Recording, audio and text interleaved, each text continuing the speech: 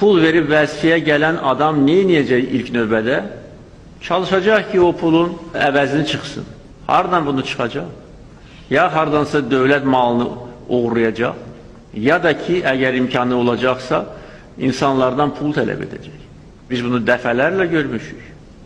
Bax, bu sadaladığım rayonlarda səhiyyə, təhsil, mədəniyyət sahəsində kütləvi şəkildə vətəndaşlardan pul yığılır, valideynlərdən pul yığılır, hər məktəb direktorundan pul yığılır. Rayon mərkəzi xəstəxanasının baş həkimindən icra hakimiyyətinə pul verilir. O da öz növbəsində bütün şöbələrdən hər ay haqq yığır. Bütün bələdiyyələr icra hakimiyyətindən aylıq pul verir. Biz bu hallara qarşı amansız mübarizə aparacağıq və haqq da bizim tərəfimizdədir.